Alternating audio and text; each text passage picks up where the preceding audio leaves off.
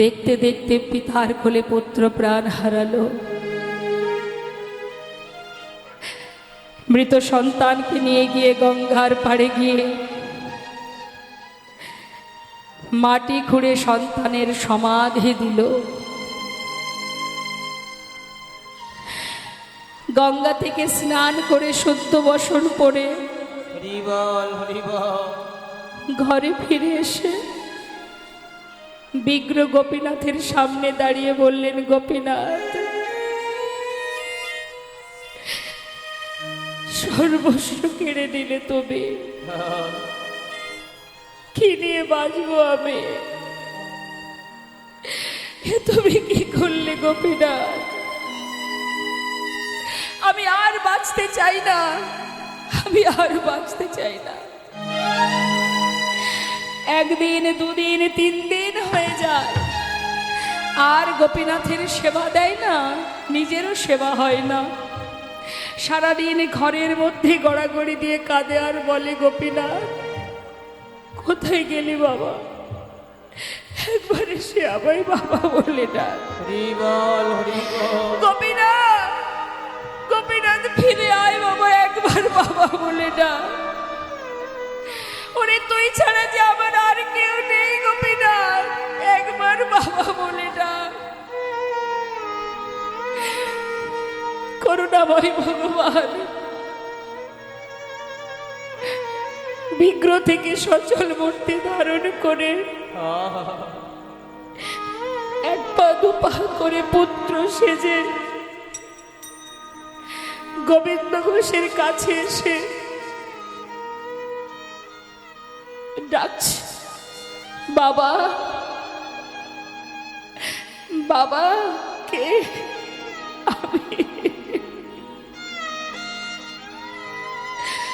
আমি তোমার পুত্র, আমি তোমার পুত্র গোপীনাথ।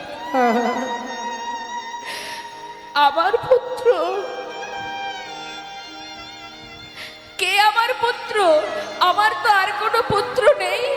আমার পুত্র, আমার গোপীনাথ, সে তো কবেই মরে গেছে। আমি তো আর কাউকে চিনি না।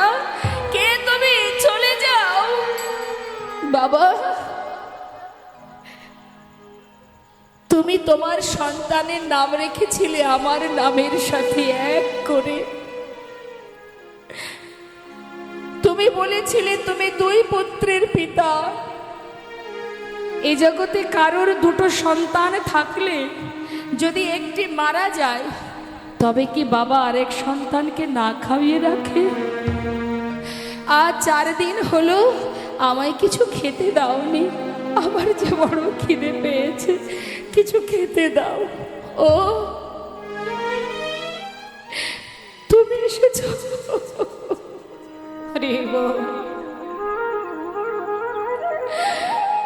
তুমি এসে আমায় বাবা বলে ডাকলে। তুমি জানো, সব মাতা পিতা একটি পুত্র কামনা করে। কেন করে জানো? শেষের দিনে মাতা পিতার শেষকৃত্য করার জন্য। আজ তুমি আমাকে বাবা বলে ডাকলে, শেষের দিনে আমার শেষকৃত্য করবে তুমি? করবে না বাবা। করব, করবে। আমার শেষকৃত্য তুমি করবে? করব, আমি করব।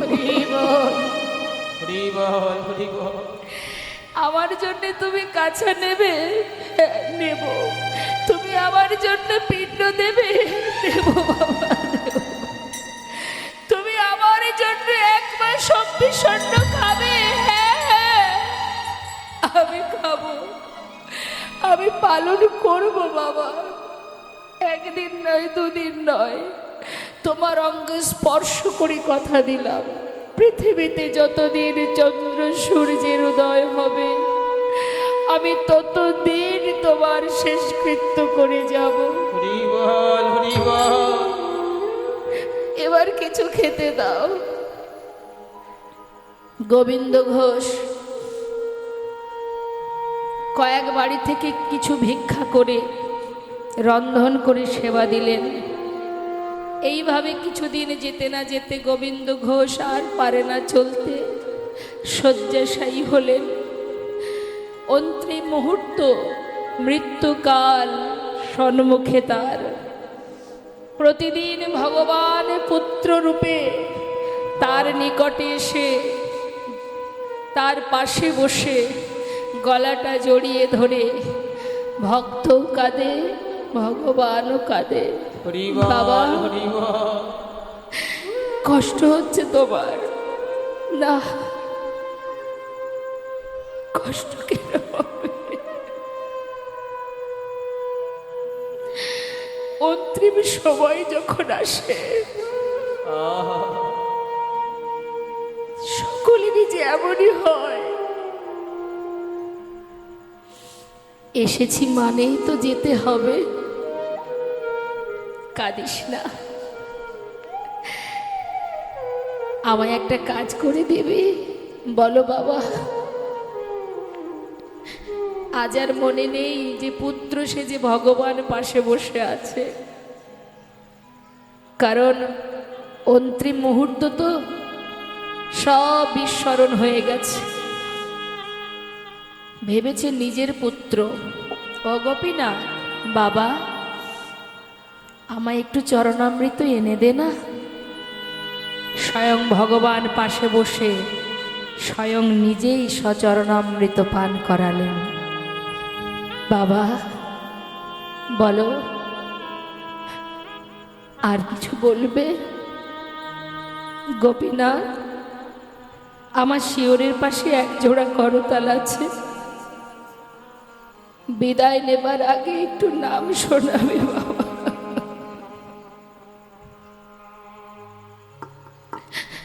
শোনাবো। স্বয়ং ভগবান করতাল হাতে নিয়ে ভক্তের চারিপাশে ঘুরে চোখের জলে বুক ভাসিয়ে কাঁদছে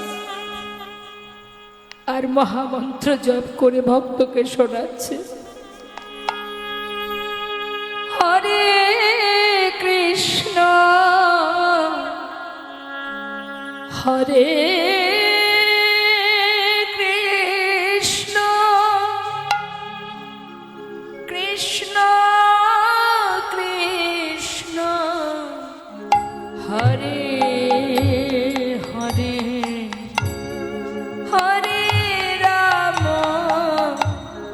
হরে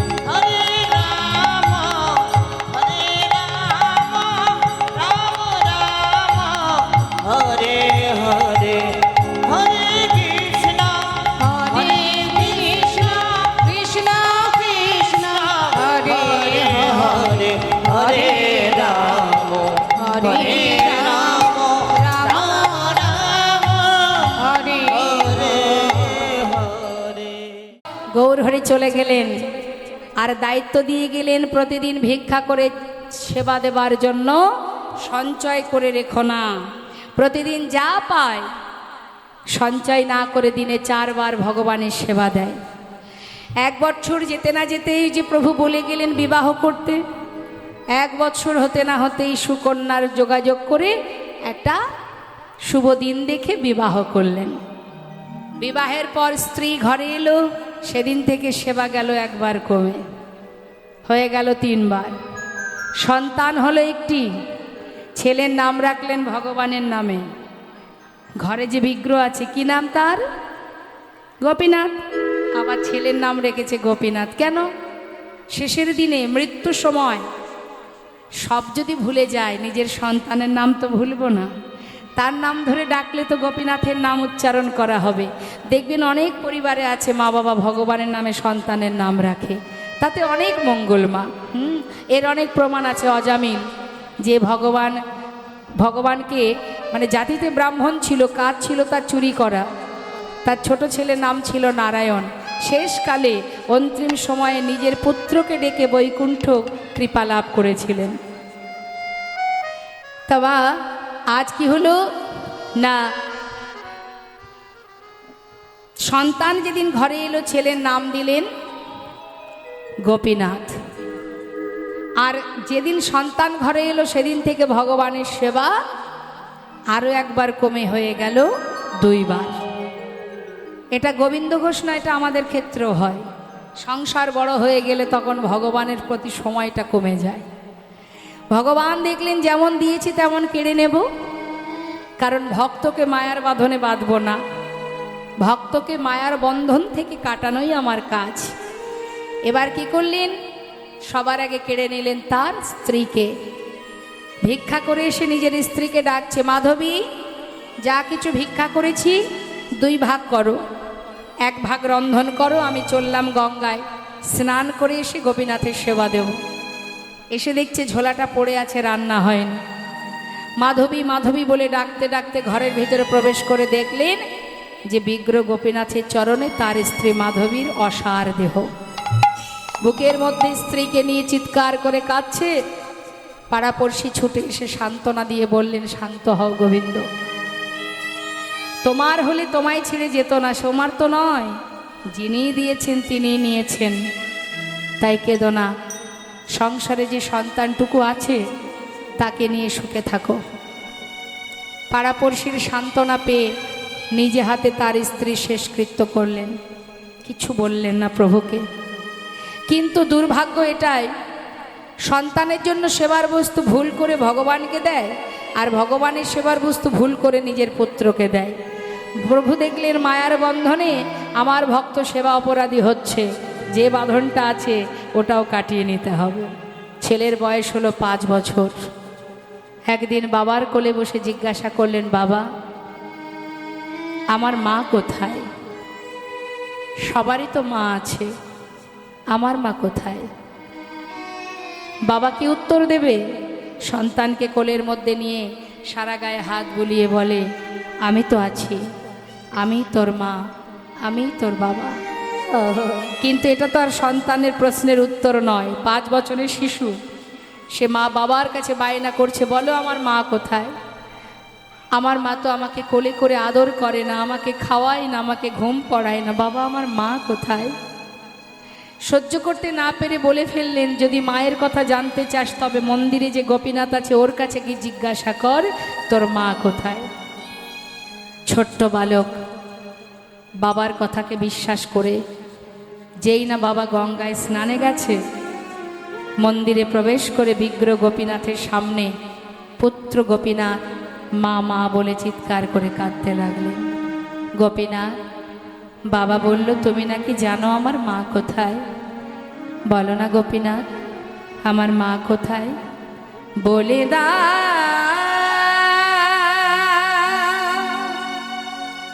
হে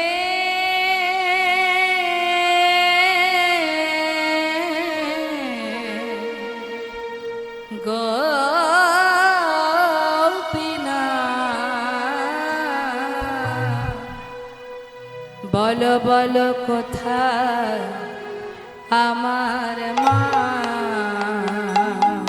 বলো কোথায় আমার মা? হারিয়ে গেছে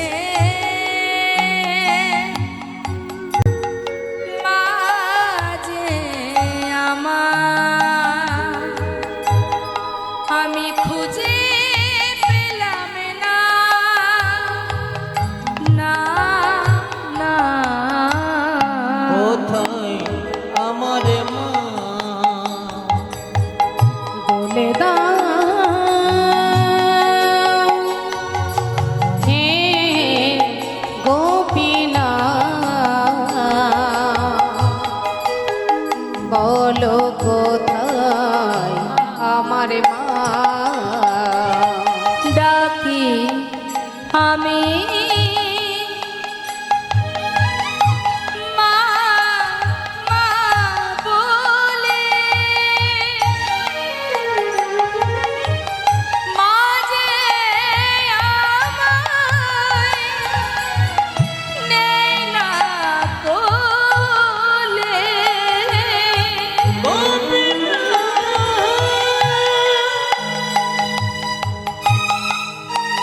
তুমি আমায় বলে দাও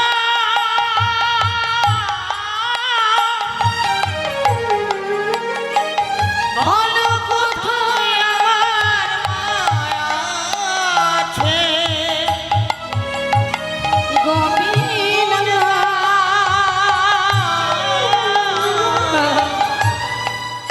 গোপীনা ডাকি আমি হরি বল মা মা বলে মা যে আমায় নেয় না কোলে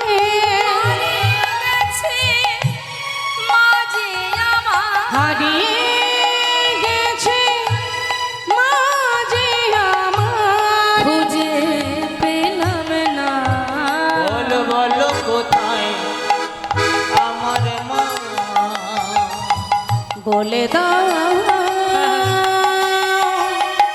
হে গোপীনাথ বলো কোথায় আমার মা বলো কোথায় আমার মা গঙ্গা থেকে স্নান করে এসে নিজের পুত্রকে ডাকছে গোবিন্দ ঘোষ গোপীনাথ কোথায় বাবা তুই সারাদিন তোকে দেখিনি আমার কোলে আয় কোথায় রে তুই গেলি কোথায় ডাকতে ডাকতে হঠাৎ ঘরের ভিতরে যেই না উঠেছে তার সন্তানের কান্না শুনতে পেয়ে ভিতরে প্রবেশ করে দেখছে বিগ্রহ গোপীনাথের সামনে পুত্র গোপীনাথ মা মা বলে কাঁদছে ছুটে গিয়ে সন্তানকে কোলের মধ্যে জড়িয়ে ধরে সারা গায়ে হাত বুলিয়ে বলছে কাঁদিস না বাবা কাঁদিস না ও কোনোদিন তোকে বলবে না তোর মা কোথায় আমি তো আছি তুই আমাকে মা বলে ডাক আমাকে বাবা বলে ডাক কোনো কষ্ট রাখবো না কোনো দুঃখ রাখবো না রে বলতে বলতে মুখের দিকে চেয়ে দেখছে তার পুত্রের বদন থেকে ঝলকে ঝলকে রুধির ঝরছে সন্তানকে জড়িয়ে ধরে চিৎকার করে বললেন গোপীনাথ গোপীনাথ না গোপীনাথ আমি তো তোমায় বলিনি আমার সংসার দাও আমি তো বলিনি আমার স্ত্রী দাও পুত্র দাও তুমি তো দিয়েছিলে তবে আজকে তো কেড়ে নিতে চাইছো না না গোপীনাথ কেড়ে নিও না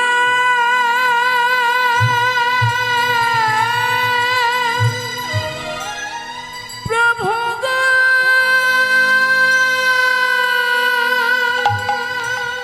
তুমি কেড়ে নিও না তুমি যে ব্যথা রে আমায় ব্যথা দিও না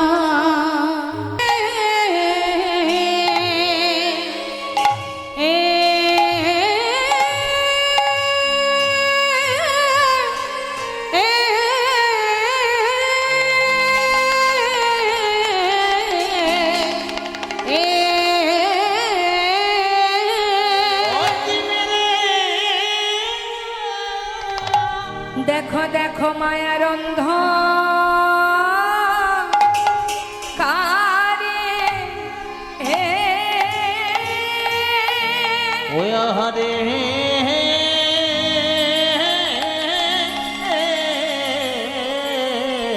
মায়ার অন্ধকারে রো ও বে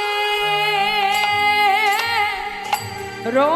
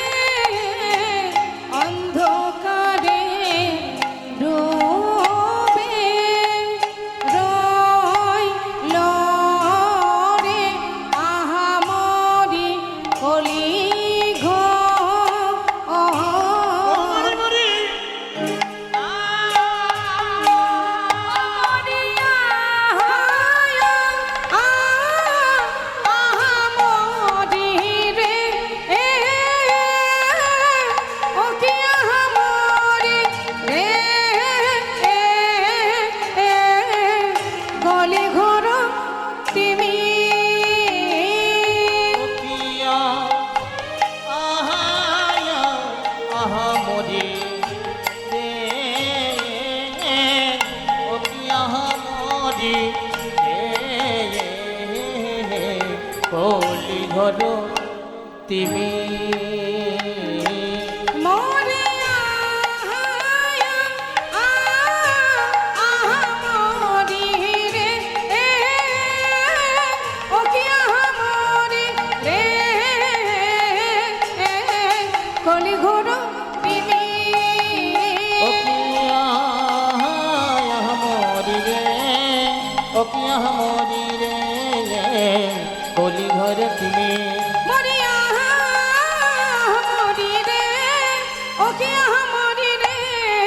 কলি ঘর তুমি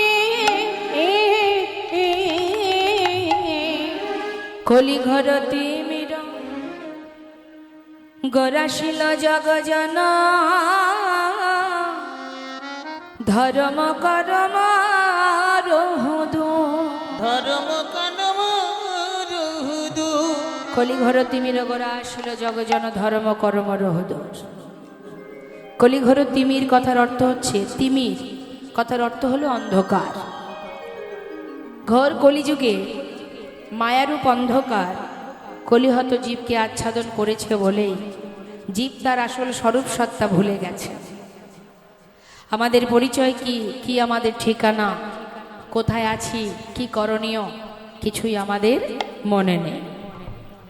সবাই মায়ার জালে আবদ্ধ হয়ে মায়ার বালিশ মাথায় দিয়ে ঘুমাচ্ছি, কিন্তু এই ঘুম তো বেশি দিন ঘুমানোর নয়। যে বিছানায়, যে মায়ার বিছানা পেতে মায়ার বালিশ মাথায় দিয়ে মোহ ঘুমে ঘুমিয়ে আছি, যেদিন ঘুম ভাঙবে সেদিন সময় ফুরিয়ে যাবে।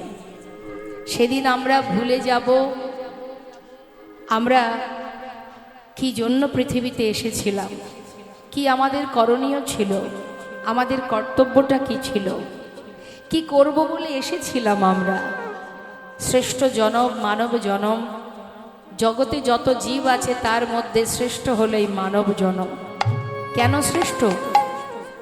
চারিদিকে বিভিন্ন ভালো ভালো জায়গায় দর্শনে যাব, ভালো একটা ঘর বাড়ি করব, ভালো পোশাক পরব, ভালো খাবো, ভালো করে সংসার করব, এই জন্য তো মানব জনম পাওয়া নয়। এটা প্রত্যেকের জীবনে থাকবে, কারোর ভালো কারোর মন্দ, কিন্তু আসল করণীয়টা কি, কর্তব্যটা আমাদের কি, সেটাই আমাদের কারোর মনে নেই। কেন মনে নেই? না, মায়া তো গ্রাস করেছে। সর্বক্ষণ শুধু মায়ার চিন্তায় চিন্তিত, কি হবে, কিভাবে চলবো, কি করব। হ্যাঁ, শাস্ত্রে বললেন কি লাগি আইলি ভবে, কি লাগি আইলি হবে। ভগবানকে যদি ভালোবাসতে নাই পারলাম, তাকে যদি সেবা করতে না পারলাম, তাকে যদি চিনতে না পারলাম, তাহলে মানব জনম পাওয়া আর পশুকুলে জনম পাওয়া তো একই হয়ে গেল। দুর্লভ জনম, কৃষ্ণ ভজনের জনম, এই মানব জনম শ্রেষ্ঠ জনম। যে জনম পেলে অতি তাড়াতাড়ি প্রভুর নাম গুণকীর্তন করে তার সেবা দিয়ে অতি তাড়াতাড়ি তার চরণ কৃপা লাভ করা যায়। আমাদের মানব জনম তখনই সার্থক হবে যখন আমরা কৃষ্ণ সেবায় সেবিত হয়ে ভগবানের নাম, ভগবানকে ভালোবেসে তার চরণের কৃপা লাভ করতে পারবো, তবেই আমাদের মানব জনম দুর্লভ হবে। না হলে ওই পিশাচ কুলে জন্ম পেতে হবে, কীট কুলে জন্ম পেতে হবে, আর নরক যন্ত্রণা ভোগ করতে হবে। এ তো ক্ষণিকের জন্য। এই যে মনুষ্যকুলে জন্ম পাওয়া আমাদের একদিন দুদিনের সাধনার নয়। সময় পেয়েছি কম, 365 দিন লেখাপড়া করার পর 3 ঘন্টা পরীক্ষার জন্য সময় পায় মানুষ, তাই না মা? পড়তে হয় কতদিন? 365 দিন, 1 বছর। পরীক্ষার সময় পাওয়া যায় মাত্র 3 ঘন্টা। তার মধ্যে তুমি কি করেছো না করেছো তার ফলটা পাওয়া যায়। ঠিক তদ্রূপ 84 লক্ষ জনই ভ্রমণ করেছি, তারপর গিয়ে এই মানব জনম মাত্র পরমায়ু 100 বছর কলে যাবে, তাও সেই পর্যন্ত বাঁচবো কিনা সন্দেহ আছে, 100 বছর থাকবো কিনা। তাহলে সময় তো আমাদের অনেক কম, সাধনা তো করেছি অনেক দিন, 84 লক্ষ বার। জলজা নবলক্ষানি স্থাবরা বিংশতি কৃমিয়া রুদ্র সংখ্যক পক্ষিনাং 10 লক্ষকম 30 লক্ষানি পশুবানশ্চ 24 লক্ষানি মানবা। কত কুলে জন্ম পেলাম, এটাই আমাদের প্রথম নয়, এর আগে বাবা আমরা অনেক এসেছি, পশুকুলে, কীটকুলে, বৃক্ষকুলে, পিশাচকুলে, গুল্মলতা হয়ে, তাহলে জলজ প্রাণী হয়ে আমরা সব রকম জন্ম পেয়েছি, একের পর এক ভগবানের কাছে সাধনা করেছি, কেঁদেছি, তারপর এই সুন্দর জন্ম দিয়েছে। তবে আমরা কথা দিয়ে এসেছিলাম, কথা দিয়েছিলাম মানব জন্ম দাও, কিন্তু 84 লক্ষ জনের মধ্যে 24 লক্ষানি মানব আর 4 লক্ষ মানবের মধ্যে দেখবেন কিছু কিছু মানুষ যারা প্রতিবন্ধী বলা হয়, কখনো দেখবেন কারোর একটি হাত নেই, কারোর দুটি হাত নেই, কেউ বা অন্ধ, কেউ বা বোবা, কেউ বা কানে শোনে না, এগুলোকে বলা হয় প্রতিবন্ধী। তাহলে এই জন্ম তো মানব জন্ম, এই জন্মটা তো মানব জন্ম, কিন্তু এমনই জন্ম যে জন্মে পরিপূর্ণ দেহ সে পায়নি, এই জন্মও কিন্তু আমরা পেয়েছি। এই জন্ম যখন পেয়েছি তখন ভগবানের কাছে আমরা কেঁদেছি, আজ হয়তো আমাদের মনে নেই, শাস্ত্র আমাদের স্মরণ করিয়ে দিচ্ছে। এই জন্মেও আমরা কেঁদেছি, হে ভগবান কেন তুমি হাত দিলে না। যে বোবা সে কেঁদেছে, হে ভগবান সবাই তোমার নাম গুণকীর্তন করে, আমি তো গাইতে পারি না, যদি আবার জন্ম দাও তবে যেন তুমি বদন দিও, শক্তি দিও, প্রাণ ভরে হরিনাম গাইতে পারি। যার হাত নেই সে ভগবানের কাছে কেঁদেছে, হে প্রভু সবাই নিজে হাতে তোমার চরণে পুষ্পাঞ্জলি দিচ্ছে, ভোগ নিবেদন করছে, তুমি মানব জন্ম দিলে বটে, তবে এ জন্ম কেন দিলে যে হাত দিয়ে তোমায় সেবা করতে পারি না। যদি আবার জন্ম দাও তবে দুটো হাত দিও। মনুষ্যকুলে জন্ম পেয়েও আমরা ভগবানের কাছে কেঁদেছি, একটার পর একটা পরীক্ষা করেছেন ভগবান, পরীক্ষা করতে করতে অবশেষে আমাদের সকলের ক্রন্দন, সকলের কান্না, সকলের যন্ত্রণা তিনি সহ্য করতে না পেরে এই সুন্দর দশেন্দ্র স্বরূপ পরিপূর্ণ দেহ দিয়ে আমাদের ভবে পাঠিয়ে দিয়েছে, যে তোর মুক্তির একটাই পথ, এই মনুষ্য জনম যদি তুই একবার কৃষ্ণ নামে যত পাপে হরে জীবের সাধ্য নাই, জীবে তত পাপে করে, কলি জীবের সাধ্য নাই, জীবে তত পাপে করে। একবার কৃষ্ণ নামে যত পাপ হরে, একবার কৃষ্ণ নাম কর, একবার যদি কৃষ্ণ নাম করিস, তুই যদি 1 পা এগিয়ে আসিস আমি তোর দিকে 10 পা এগিয়ে যাব, কিন্তু সেটাই আমাদের সময় হয় না মা, তাই না? সেটাই আমাদের সময় হয় না, সংসারে মায়ার জালে আবদ্ধ হয়ে ভগবানের দাস না হয়ে সবাই মায়ার দাস হয়ে পড়ে আছে। কিন্তু শাস্ত্রে বললেন সময় গেলে আর পাবে না, সময় চলে গেলে আর পাবে না, এই তো সময়, এই তো সুযোগ, একবার বদন ভরে হরি বল বলো, একবার বদন ভরে হরি বল বলো, দুটি বাহু তুলে আত্মসমর্পণ করো। বৈষ্ণব মহাজন বললেন যদি একবার কেউ হরি নাম করতে পারে, একবার একটি বার যদি হরি বল বলতে পারে, নিতাই চাঁদ বলেছিলেন জগাই মাধাইকে, মেরেছিস কলসির কানা তাতে দুঃখ নাই, তাই বলে কি নাম দেব না, অন্তত একবার হরি বল বল। ভাবুন, একবার চিন্তা করুন মা, আঘাত সহ্য করে তথাপিও নিতাই চাঁদ পিছিয়ে যায়নি, হরি বল বলিয়েছে, পাষণ্ডকে উদ্ধার করেছে। তাহলে আমরা যদি একবার হরিনাম করতে পারি, জীবনের হাজার হাজার অপরাধ থেকে আমরা মুক্তি লাভ করব একবার। তাই তো শাস্ত্রে বললেন, হরে এমন দয়াল করুণাময় গৌর সুন্দরকে পেয়েছ, আর হেলা করো না, একবার তার চরণ স্মরণ করে প্রাণ ভরে হরিনাম করো। ভাই রে ভাই আমার গোরা গুণ কহনে না যায় আমার গোরা গুণ হরি বল। কহনে না যায়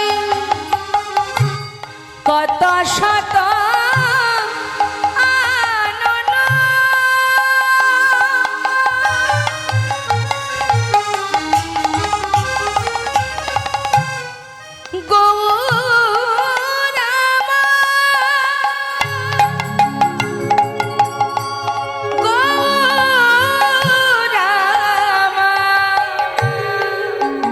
গৌরামা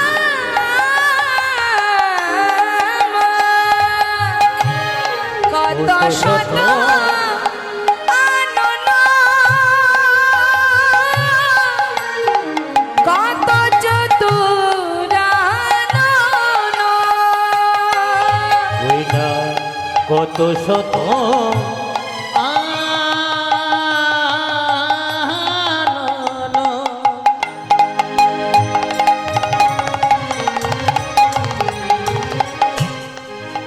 ওই দেখো কত চতু আনন বরনিয়া বরনিয়া और नाही पार আর বরনিয়া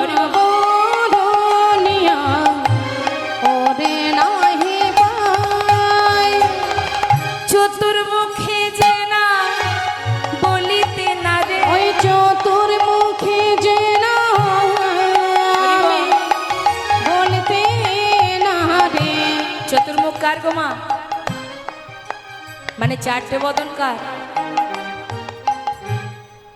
কার চার বদন ব্রহ্মা যে বৈষ্ণব পদাবলীটা লিখেছেন তিনি বলছেন চতুর্মুখে যে নাম বলিতে না রে চার বদনে যে নাম বলে শেষ করতে পারে না এক বদনে আমি কত বলবো চতুর্মুখে যে না বলিতে না আমি রে এক বদনে বলবো কত ওগো আমার গোরা গুণের আমি এক বদনে বলবো ওই কত না আমার গোরা গুণের কথা আমি এক বদনে বলবো ওই না কত আমার গোরার গুণের কথা এক বদনে বলবো কত ওই আমার গোরার গুণের আমি কথা এক বদনে বলবো কত চতুর মুখে যে না বলতেও না রে। আর বরনিয়া ওরে নাহি পায় না না বরনিয়া ওর নাহি পায়।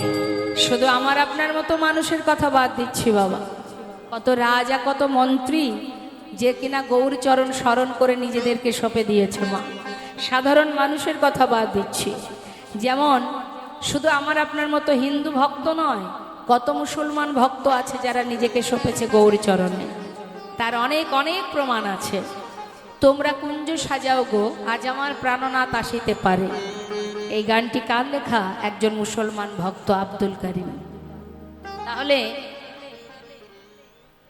জন্ম হোক যথাতথা কর্ম করো ভালো জন্ম যেগুলোই হোক না কেন যারা ভগবানকে ভালোবাসে তাদের কোনো জাত হয় না তাদের পরিচয় তারা কৃষ্ণদাস তো বাবা সম্রাট আকবর যে কিনা গৌরহরির চরণে নিজেকে সঁপে দিয়েছিলেন যিনি লিখেছিলেন জিও জিও মেরা মান ছোরা গোরা आप हुई नाचो तो आपन रसे भरा ওই ছন প্রভুকে যাই বলি হারি সম্রাট আকবর তেরা প্রেম ভিখারি হরি বল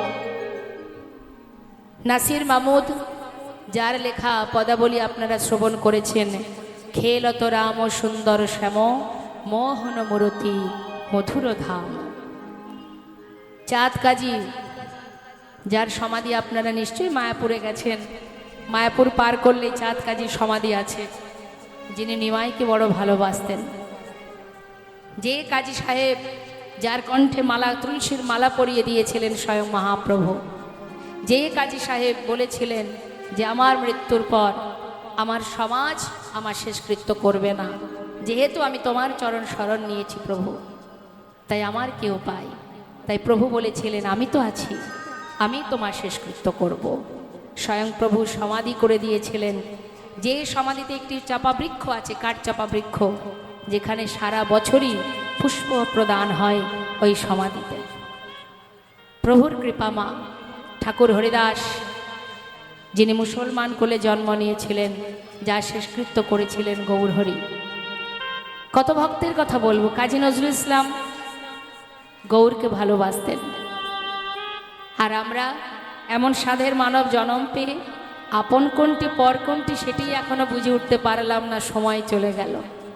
শাস্ত্রে বললেন সময় করিয়া পথটি ধরিয়া যেবা চলে দ্রুত গতি, সময়ের শেষে অনায়াসে সেজনে চলে যায় আপন বাসতে। অর্থ দিয়ে টাকা পয়সা দিয়ে আপনি ভগবানকে ভালোবাসবেন, আর যার অর্থ নেই সে ভগবানকে ভালোবাসতে পারবে না, এই ভাবনা রাখার কোনো দরকার নেই। ভগবানকে ভালোবাসতে গেলে অর্থ দ্বারা হয় না, পাণ্ডিত্য দিয়ে হয় না, সৌন্দর্য দিয়ে হয় না, গুণ দিয়ে হয় না, একমাত্র ভক্তি দিয়েই ভগবানকে চিরতরে বেঁধে রাখা যায়। কিছুই প্রয়োজন নেই। সে কথা গোবিন্দ নিজেই বলেছিলেন দেবর্ষিকে, জীব যদি একটা ফুল দিয়ে আমাকে ডাকে, আমি তার ডাকে সাড়া দেব।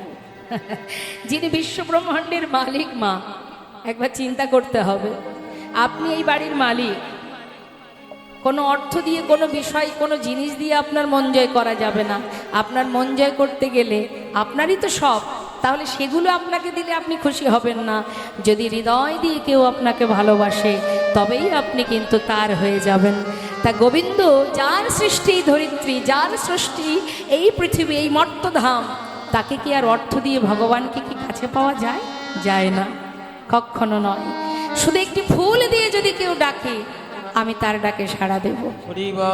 বললেন যদি ফুল না থাকে তাহলে তুলসী পত্র কি লাগে? কিছু না।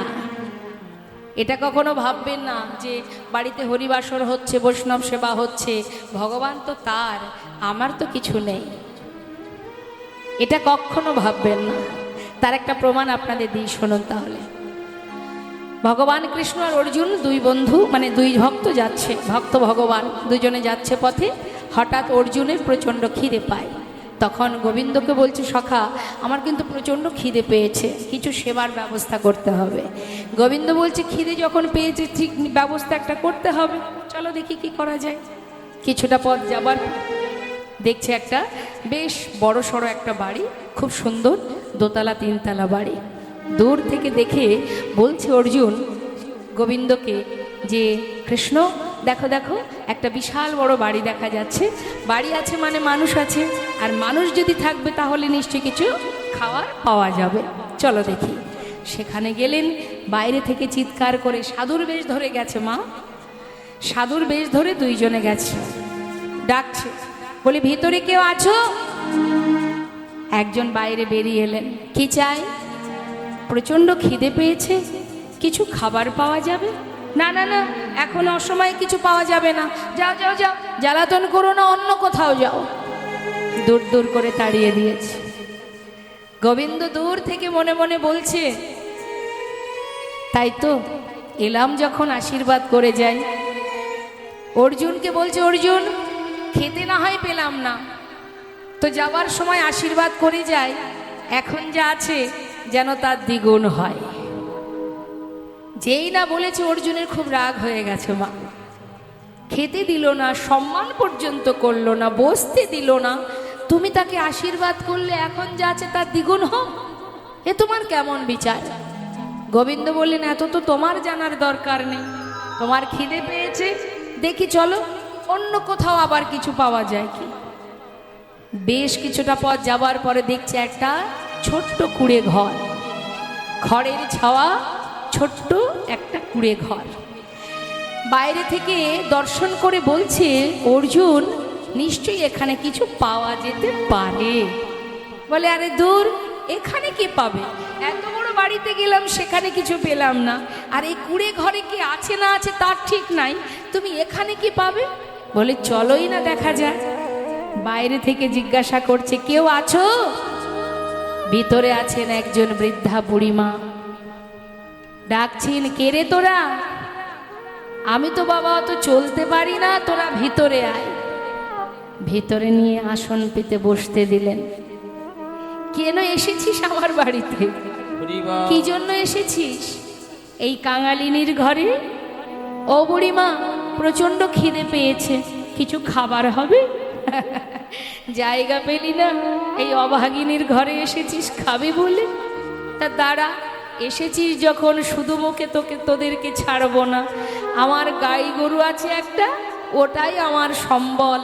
ওই গাই গরু আজ যতটুকু দুধ দেবে সেটুকু না হয় আজ তোদের দুজনের দিয়ে দেব।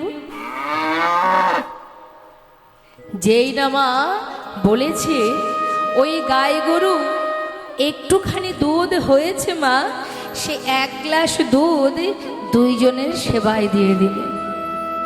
দুজনে সেবা করার পর গোবিন্দ জিজ্ঞাসা করলেন, সখা কি পেট ভরেছে? খোদা নিবারণ হলো? হ্যাঁ। তাহলে চলো, আর দেরি কেন? বলছি গোবিন্দকে, বলছি সখা তুমি যে আমাদেরকে খেতে দিল না, সম্মান করলো না, মর্যাদা দিল না, মান দিল না, তুমি তাকে আশীর্বাদ করে এলে, আর যে না খেয়ে 1 গ্লাস দুধ পুরোটাই তোমাকে আর আমাকে দিল, তাকে তুমি একটু আশীর্বাদ করে যাবে না? গোবিন্দ বললেন, হ্যাঁ ঠিকই তো, আমার তো মনে ছিল না, দাঁড়াও আশীর্বাদ করি। যে গাই গরুটা আছে ওটা যেন আজ রাত্রে মারা যায়। হরি বল, হরি বল। বলুন দেখি মা, আমরা সাধারণ মানুষ, আমাদের আশেপাশে এমন কাণ্ড যদি কারোর হয়, কোনো অভাগিনীর ঘরে একটা সহায় সম্বল সেটাও যদি কখনো কেউ ভগবান কেড়ে নেয়, আমরা কি বলি? দেখো দেখো ভগবানের কেমন নিষ্ঠুর বিচার, বলি না? হ্যাঁ, কেমন নিষ্ঠুর বিচার। যার আছে তাকে দিচ্ছে, আর যার নেই, একটা মাত্র গাই গরু ছিল সেটাও ভগবান কেড়ে নিল। কি বিচার তার! কত কথাই আমরা বলি, কত মন্দ কথা বলি, কিন্তু এরও পিছনে কারণ আছে। কারণ ছাড়া ভগবান কিচ্ছু করেন না।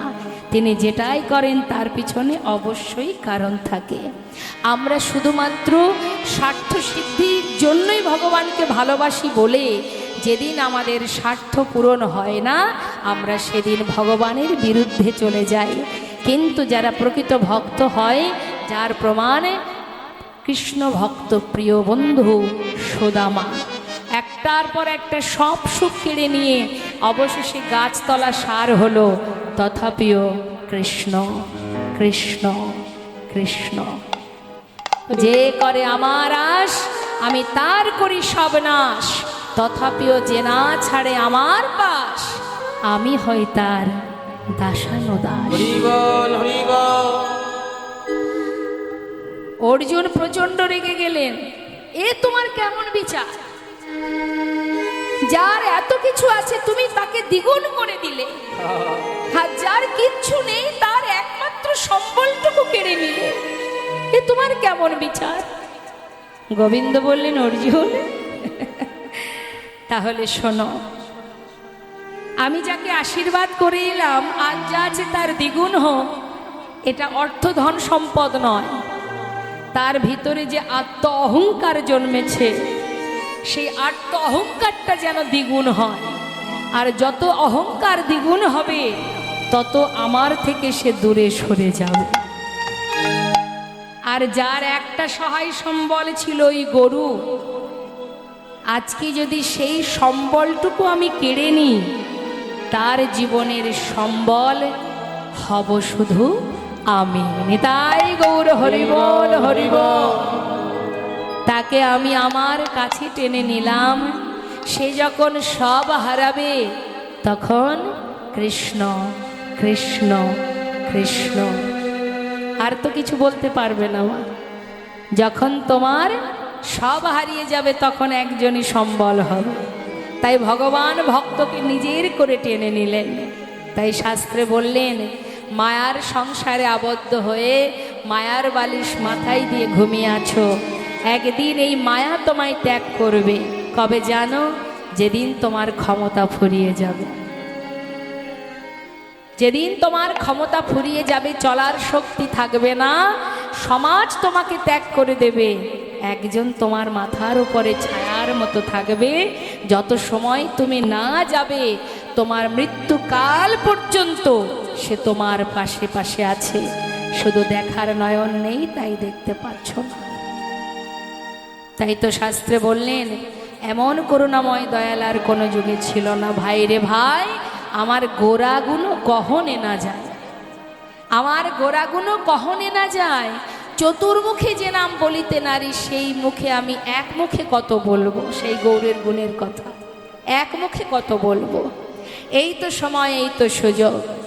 শাস্ত্রে বললেন, চারিবেদে ষড়দর্শনে পড়িয়া যে জন, সে যদি গৌরঙ্গ নাহি ভজে, বৃথা তার অধ্যয়ন, লোচনবিহীন জন, দর্পণে অন্ধে কিবা কাজে। একটা অন্ধ ব্যক্তির কাছে আয়না ধরলে আয়নার কোনো মূল্য হয় না, হয় মা? কোনো লাভ আছে? অন্ধ ব্যক্তির সামনে আয়না ধরলে লাভ আছে? আয়নার মূল্য হবে সেখানে? হবে না। ঠিক তদ্রূপ তোমার মধ্যে শাস্ত্রজ্ঞ জ্ঞান আছে, কিন্তু তুমি যদি ভিতরে ভিতরে অহংকারে বশীভূত হয়ে যাও, তোমার ওই বিদ্যা অধ্যয়নে কোনো লাভ নেই, বৃথা তোমার অধ্যয়ন। অবস্থাটা কেমন হবে? লোচনবিহীন জন, লোচন মানে নয়ন। একটা অন্ধ ব্যক্তি যেমন চোখে দেখতে পায় না, তুমি হাজার পাণ্ডিত্য অর্জন করলেও যদি গৌর চরণে তোমার দীনতা না থাকে, তাহলে তোমার অবস্থা ওই অন্ধ ব্যক্তির নয়। আর কি বললেন? যার বিদ্যা নেই, বুদ্ধি নেই, কিন্তু তথাপিও যদি সে যদি গৌর হরির চরণ সার করে, শাস্ত্রে বললেন কি হবে জানো? বেদ বিদ্যা দোহ কিছু নাহি জানত, বেদ বিদ্যা দোহ কিছু নাহি জানত, সে যদি গৌরঙ্গ করে আর সে যদি গৌরঙ্গ করে সার, অবা সে যদি গৌরঙ্গ করে আর সে যদি গৌরঙ্গ করে সার, নয়নানন্দেতে ভনে সেই তো সকলে জানে। নয়নানন্দেতে ভনে সেই তো সকলি জানে। ঠাকুর নয়নানন্দেতে ভনে সেই তো সকলে জানে। নয়নানন্দেতে ভনে সেই তো সকলে জানে, সর্বসিদ্ধি সর্বসিদ্ধি করতালে তার, আর সর্বসিদ্ধি সর্বসিদ্ধি করতালে তার, কিছুই জানতে লাগে না গো। কিছু জানতে লাগে না গো। যে জন গৌর চরণ সার করেছে, কিছু জানতে লাগে না। যেজন গৌর চরণ সার করেছে, এ সংসারকে অসার ভেবে, গৌর জয় গৌর হরি বল হরি বল। অসারিকে অসারি ভেবে গৌর চরণ সার করেছে তার, তুই জানতে লাগে না গো। আর সর্বসিদ্ধি সর্বসিদ্ধি করতালে তার, সর্বসিদ্ধি করতালে তার। হরি বল হরি বল। আমরা মহাজনী পদাবলী দিয়ে গৌর কথা শ্রবণ করলাম, গৌর চন্দ্রিকা আস্বাদন করলাম। চলে যাব আমরা সবাই মিলে লীলা কথা আস্বাদনে। তো লীলা কথায় যেহেতু যাব, আমাদের আজকের লীলা গৌরাঙ্গ লীলা, সেই জন্য আমরা প্রত্যেকেই একটি গৌরের ভজন শ্রবণ করব। প্রত্যেকেই আমরা গৌরের ভজন গাইব। জয়নিতা। তা চলুন আমরা সবাই মিলে একটি গৌরের ভজন শ্রবণ করি, তারপরে লীলায় প্রবেশ করব। সুরধ্বনির কিনারা সোনার নূপুর দিয়া পা, নাচে নাগরি গো সুন্দর গৌরাঙ্গরা। সবাই মিলে হাতে তালি দিয়ে, মিলে হাতে তালি দিয়ে। ধনের কিনারায় সোনানপুর দিয়া পায়, নাচি না করি গো সুন্দর গৌরাঙ্গরা। ওই সুরধ্বনির কিনারায়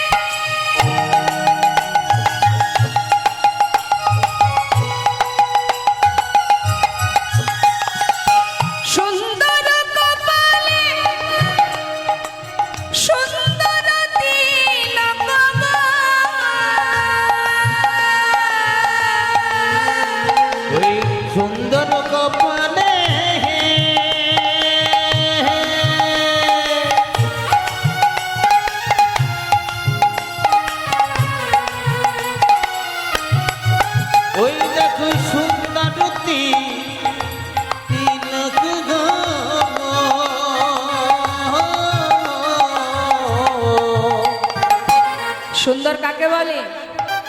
গৌরহরির অঙ্গে দামি দামি অলংকার আছে, দামি বসন আছে, রাজবেশ পরা আছে, একটা ছিন্ন বস্ত্র, যাকে দেখলে বিশ্ব ব্রহ্মাণ্ড ত্রিভুবন স্বর্গমর্ত পাতাল, যাকে দেখলে ত্রিভুবন ভুলে যায়। শাস্ত্রে বললেন সেই তো প্রকৃত সুন্দর। হ্যাঁ, সুন্দর কপালে সুন্দর তিলক। আমরা ভাবি না আমরা কত সুন্দর, কি গো মা? আমরা ভাবি আমরা কত সুন্দর, কিন্তু সেই রূপ যে দেখেছে, যেমন সোনার অহংকার হয়েছিল যে আমি বড় সুন্দর, যেদিন মহাপ্রভুকে দেখলেন সেদিন নিজেই চললেন আগুনে নিজের প্রাণ ত্যাগ করবে বলে। তা এই সুন্দর যারা, আমরা কিসে সুন্দর? আমরা যখন সাজি তখন সুন্দর, না সাজলে সুন্দর নয়।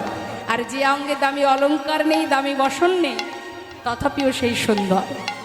সুন্দর কপালে সুন্দর তিলক। আর কি আছে? দেখো সুন্দর সুন্দর এখানে নামা বলি গায়, নগরী গো সুন্দর গৌরঙ্গর। মায়েরা উলুধ্বনি গায় গৌর হরি বল।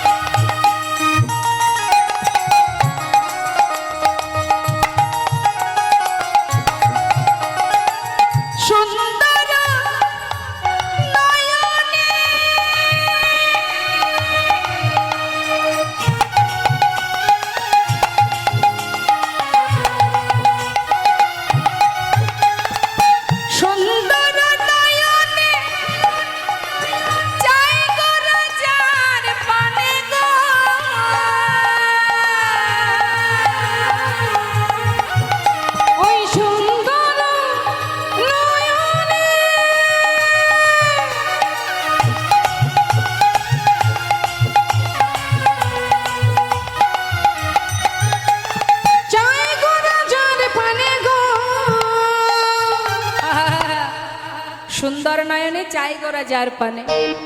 গৌরহরি যদি তার নয়ন কারোর দিকে একবার রাখে, তার দশা কি হবে?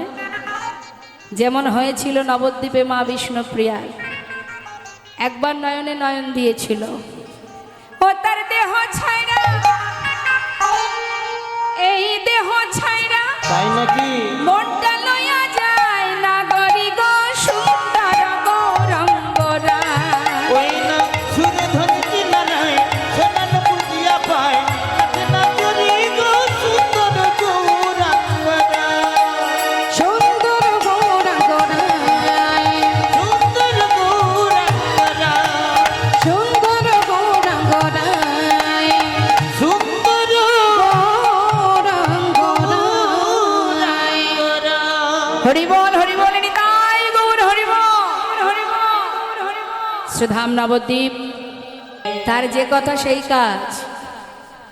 ভগবানকে যদি ভরসা করতে না পারো, বিশ্বাস করতে না পারো, তাকে যে এমন কঠিন পরীক্ষা দিতে হয় মা, এমন কঠিন পরীক্ষা। সবাই চলে গেল গোবিন্দ ঘোষকে ফেলে রেখে, আর গোবিন্দ ঘোষ ধুলায় গড়াগড়ি দিয়ে কাঁদছে।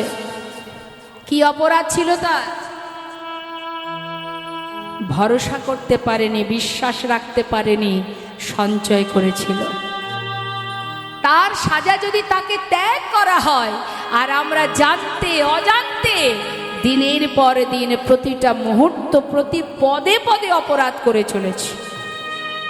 বাবা, কাউকে প্রকৃত আঘাত করলে যেমন অপরাধ হয়, আর কারোর প্রতি যদি কুমনোবৃত্তি থাকে, ভগবান তার জন্য সাজা তুলে রাখেন। জেনে রাখবেন, যেটা মানুষের আড়ালে হবে সেটা চিত্রগুপ্তের খাতায় তোলা হবে। চুরি করবে কেউ জানতে পারবে না, চিত্রগুপ্তের খাতায় উঠে যাবে। খুন করবে কেউ জানতে পারবে না, যেটা মানুষ জানতে পারবে না সেটা সময় হলে তুমি জানতে পারবে কি কর্ম করেছো, কি অপরাধ করেছো। মনের খবরে যিনি জানে, অন্তর জামে জেনে, তোমার মনে কি চলছে না চলছে, তোমার মনে কতটা হিংসা, কতটা ক্রোধ, কতটা অন্যের ক্ষতি চাইছো, কতটা মানুষের ভালো চাইছো, তোমার মন যেটা চাইবে সেই মতোই তোমাকে ফল ভোগ করতে হবে। তুমি ভাবছো আমি তো ওকে মারিনি, তবে কেন আমার কষ্ট পেতে হবে? মনে মনে তো ভেবেছো কারোর ক্ষতি হলো তো আমার আনন্দ হলো, কারোর উন্নতি হলো তো আমার হিংসা হলো, এটাও অপরাধ। মনের খবর অন্তর্যামী জানতে পারেন, সেই কারণেই তো বাবা আমাদের বৈষ্ণব চূড়ামণি ছিল মাধবেন্দ্র পুরী গোসাই, যিনি বৃন্দাবনে বসে বসে অযাচক বৃত্তি পালন করেছিলেন, কখনো যেচে কারোর কাছে কিছু সেবা করতেন না। হ্যাঁ, তাই মনে মনে বসে বসে ভাবছেন বটবৃক্ষের তলায় বসে যে সারাদিন কিছু জুটলো না, কেউ কি কিছু আমায় দেবে না। তিনি চেয়ে খেতেন না, কেউ ভালোবেসে দিলে তবে খেতেন। এই যে মনে মনে ভাবলেন, স্বয়ং ভগবান এক ভাণ্ড দুধ এনে তাকে খাওয়িয়েছিলেন, পুত্র বালক রাখাল সেজে। শুধু তাই নয়, আপনারা নিশ্চয়ই জানেন রেমুনাতে শুধু পুরী গোসাই মনে মনে ভেবেছিলেন যে ক্ষীর গোপীনাথের সেবায় লাগে, না জানি সেটা কত সুস্বাদু। যদি আমি এর স্বাদ পেতাম তাহলে বৃন্দাবনে আমি গিরিগোবর্ধনের গোপালকে রন্ধন করে খাওয়াতাম। এই যে মনে মনে ভাবলো, এখান থেকে বুঝতে হবে মা, তোমার মনের খবর একজন রাখে, যিনি এখানে আছে তাই তুমি বেঁচে আছো, জীবিত আছো। তিনি যেদিন চলে যাবেন, অর্থাৎ শ্বাস যেদিন চলে যাবে, সেদিন আর আমি থাকবো না, এই দেহটা অসার হয়ে যাবে।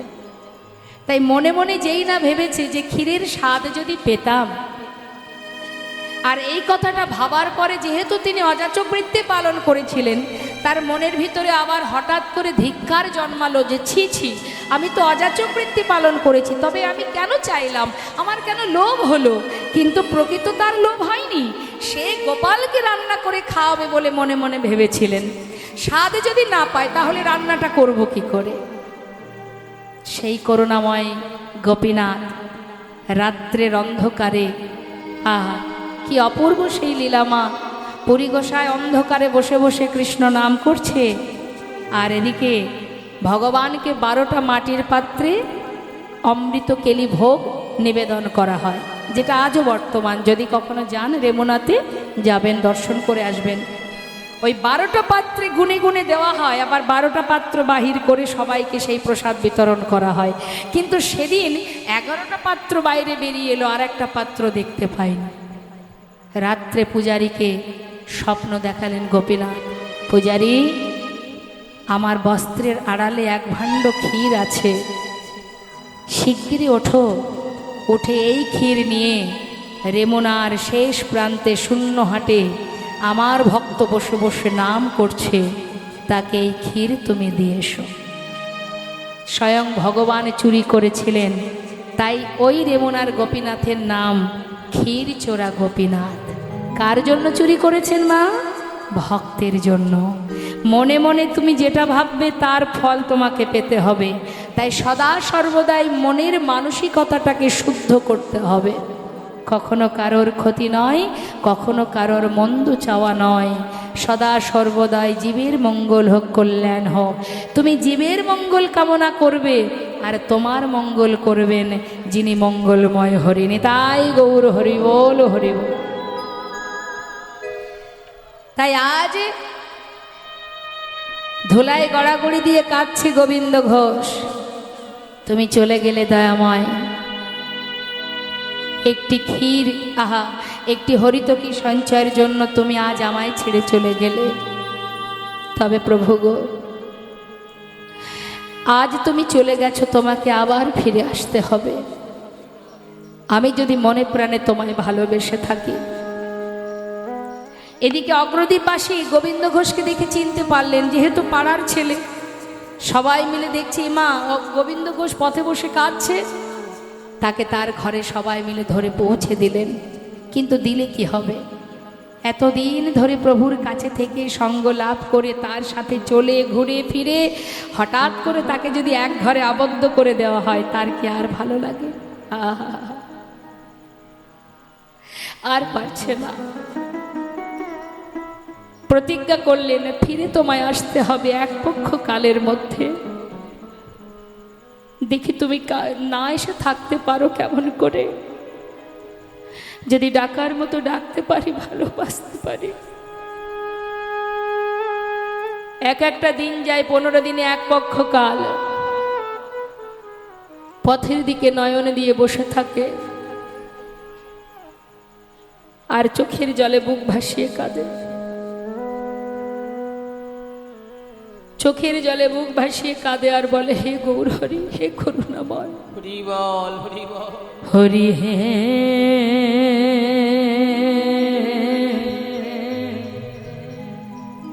বলো আমার সেদিন কবে হবে,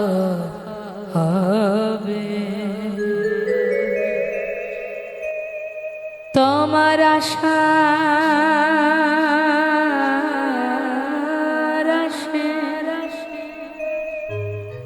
আমি আছি,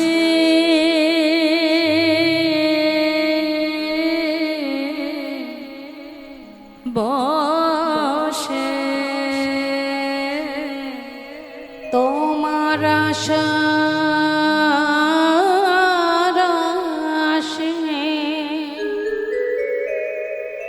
দয়াল আছি বসে, বলো বলো কবে চরণ দেবে দয়াময়। বলো বলো সেদিন কবে বা হবে আমার, সেদিন কবে বা হবে। ভবের মাঝে আসা যাওয়া তোমায় ডাকা হলো না, যা বলবো বলে এসেছিলাম, আমাদের বলা হলো না। এই ভবের মাঝে আসা যাওয়া তোমায় ডাকা হলো না, যা বলবো বলে এসেছিলাম তা বলা হলো না। তুমি পারে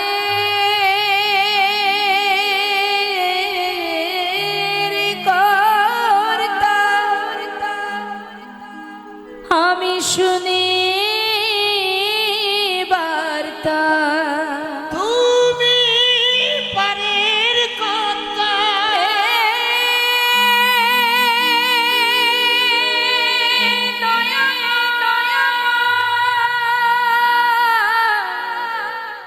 করুণা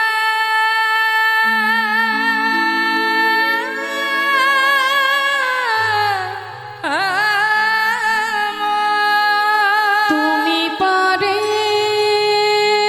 করতা আমি শুনি বার্তা, বলো বলো কবে পার করিবে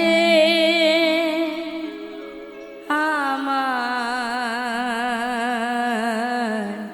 বলো বলো সেদিন কবে বা হবে আমার, সেদিন কবে বা হবে। কৃষ্ণ নামে কাঁদিবে কবে আমার পোড়াম ওই কৃষ্ণ নামে কাঁদিবে কবে আমার পড়াম ওই কৃষ্ণ নামে কাঁদিবে কবে আমার পড়াম কবে যাব বিষয় ছেড়ে কবে যাব বিষয় ছেড়ে আমি কবে যাব বিষয় ছেড়ে আমি কবে যাব এই বিষয় ছেড়ে মধুর বৃন্দাবন ওই না কৃষ্ণ নামে কাঁদবে কবে আমার পোড়াম ওই কৃষ্ণ নামে কাঁদিবে কবে আমার পরাণ কৃষ্ণ আমার কালো সোনা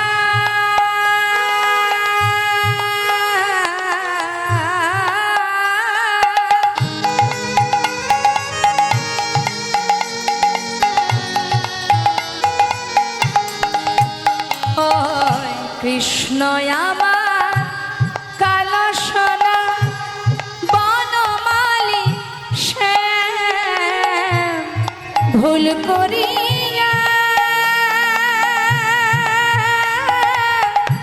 একদিন আমি কই নাই কৃষ্ণ না ওই ভুল করিয়া